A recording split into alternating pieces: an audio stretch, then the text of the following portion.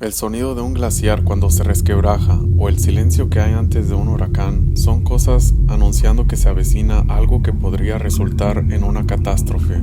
Se puede estimar que algo sucederá, pero aún hoy en día no existe la tecnología para definir con exactitud cuándo y qué impacto tendrán los desastres naturales. Lo mismo sucede en la economía. Uno sabe que habrán momentos de gloria y también de crisis, pero no el cómo ocurrirán, y justo este último es el que atormenta y amenaza a naciones enteras.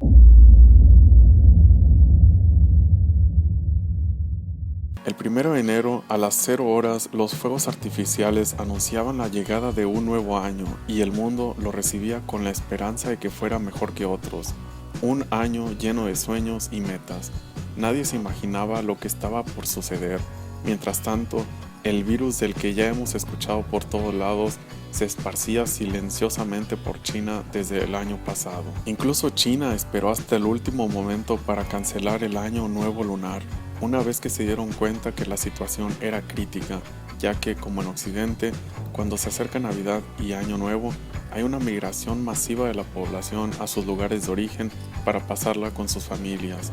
Solo que en China, esa migración se cuenta por millones hasta el punto de ser la más grande del mundo, lo que no me imagino en qué hubiera terminado si tomamos en cuenta que el país cuenta con alrededor de un quinto de la población mundial. Mientras tanto, en Occidente, algunos países se preparaban y otros veían esto como algo muy lejano, como si nunca fuese a llegar. El resto ya lo sabemos. Conforme el virus se esparcía, la desconfianza de los consumidores aumentaba hasta el punto en que la economía se desaceleraba estrepitosamente, incluyendo la caída de la demanda del oro negro a cifras históricas. Como si no fuera suficiente, el 8 de marzo la situación empeoró cuando Arabia Saudita y Rusia comienzan una guerra de precios al anunciar que aumentarían la producción. Como te has de imaginar, esto no es la primera vez que los precios del petróleo caen, pero es sin duda un momento sin precedentes, y para entenderlo es necesario irnos al pasado para ver otros sucesos que afectaron al precio. La siguiente gráfica muestra algunos de los acontecimientos más resaltantes donde el oro negro alcanzó su máximo histórico durante la Guerra Civil estadounidense, ya que se pensaba que la producción podría verse interrumpida. Paralelamente, la demanda de petróleo aumentó también como sustituto al aceite de ballenas usado para lámparas debido al incremento de su precio por un impuesto.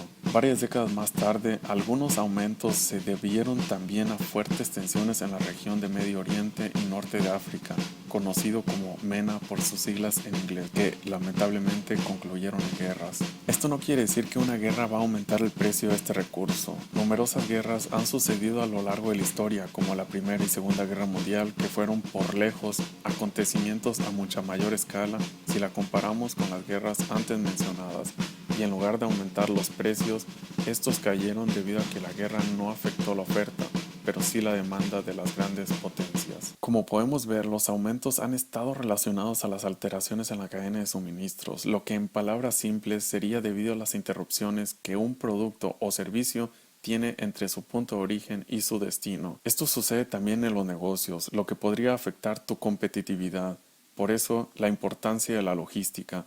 Pero, volviendo al tema, entonces, ¿por qué cae el precio del petróleo? ¿Qué consecuencias puede tener? Si volvemos a la misma gráfica antes mostrada, podremos ver que la Gran Depresión, así como también en la crisis financiera de 2008, provocaron gran incertidumbre entre la población, lo que esto se tradujo a menos actividad económica, haciendo que el precio del petróleo tuviera una de sus peores caídas en la historia. Hoy en día sucede algo similar, la única diferencia es que las crisis antes mencionadas fueron por cuestiones específicas y afectó a los países en distintas medidas. La crisis actual, que es más un cóctel, se venía anunciando desde la guerra comercial entre China y Estados Unidos. Después se sumó la crisis sanitaria que sembró gran incertidumbre en todo el mundo, desacelerando el crecimiento económico. Y para cerrar con broche de oro, la guerra de precios entre Arabia Saudita y Rusia fueron el sello y firma de que una recesión económica mundial era más que inevitable. ¿Y esto qué significa? Esta es la primera vez desde 1930 y 1931 que un choque masivo de demanda negativa ha coincidido con un choque de oferta. Así que Esto ya no solo se trata de la caída de la demanda a cifras históricas, sino que la oferta se dirige en dirección opuesta como nunca antes, haciendo que por primera vez se pague para que se lleven el petróleo. Aquí quiero hacer un paréntesis, he visto que mucha gente ha celebrado esto en redes sociales y entiendo que si por ejemplo un Tesla baja a precios casi regalados, cualquiera se compraría uno de estos. El problema es que Tesla tiene que pagar salarios, material para producir, entre otras cosas, y tarde o temprano la empresa podría quebrar.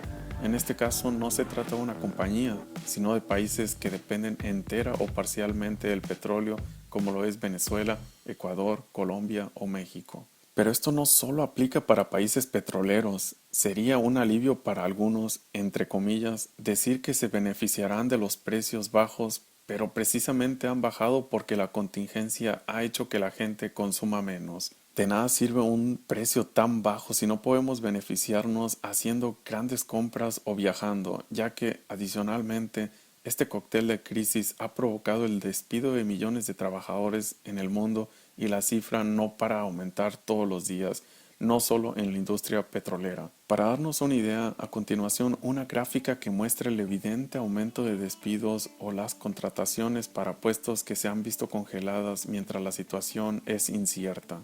Las consecuencias aún son desconocidas, pero una idea sí nos podemos hacer. El virus aún no llega a su punto de inflexión en el continente americano, por lo que la demanda de petróleo podría seguir cayendo.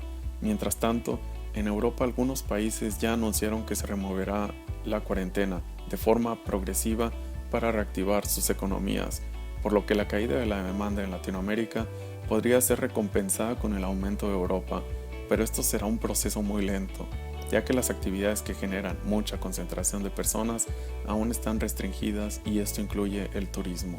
Por el lado de la oferta hay una sobreproducción de 20 millones de barriles y ninguno de los países productores han visto su producción afectada por la contingencia, por lo que esto no contribuirá a la estabilización del precio del petróleo en el corto plazo. Como podemos ver en la siguiente tabla, los 5 países a los que más les cuesta producir barriles de petróleo y gas verán pérdidas millonarias en su producción los siguientes meses. Por eso es de imaginar que muchas compañías quebrarán si éstas no cuentan con suficientes reservas o apoyos de sus gobiernos. Reino Unido, Brasil y Canadá tienen la ventaja de ser una de las 10 economías más grandes del mundo, pero Nigeria, a pesar de ser el país más rico de África, podría haber aumentado su pobreza y mermada su riqueza.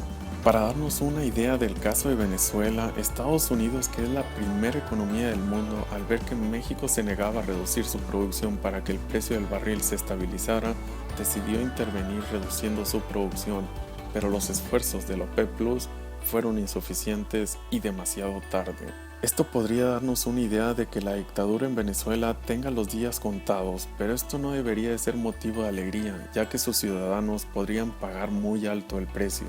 Como lo demuestra la historia, las cosas pueden pasar de mal a peor. Volviendo al tema, hace falta que el precio del petróleo aumente un poco para que los países de Medio Oriente y Rusia puedan ver ganancias nuevamente. Espera, ¿y son estos uno de los mayores productores y que además comenzaron esta guerra? Qué raro, ¿no? Por lo pronto, después de 3 días de la caída histórica, el precio ha superado las cifras negativas, pero es evidente que este es aún muy bajo, así que en el mejor de los escenarios, los países a los que más les cuesta producir podrían comenzar a recuperarse hasta el último trimestre del año, cuando se espera que las economías aumenten su demanda. ¿Y qué tiene que ver todo esto con la logística? En este caso, los costos de producción se deben a distintos factores, entre ellos la dificultad para extraer el oro negro. En el mundo de los negocios, si una empresa produce un producto o servicio más barato que sus rivales, como Arabia Saudita y Rusia con el petróleo, puede darse el lujo de bajar su precio para que la competencia se vea fuertemente afectada, aunque esta es una práctica desleal que no compartimos en este canal y que muchos gobiernos castigan en la práctica. Sin embargo, reducir los costos en la cadena de suministros de tu negocio podría resultar en el incremento de tus ganancias o prepararte para momentos difíciles como los que vivimos hoy en día. Así que si quieres saber más sobre la logística y la cadena de suministro, recuerda que pocos conocen este concepto y muchos creen conocerlo. Así que suscríbete al canal para ver más casos como estos y regálanos un like si el video te gustó. Un abrazo y que esta crisis los haga más fuertes.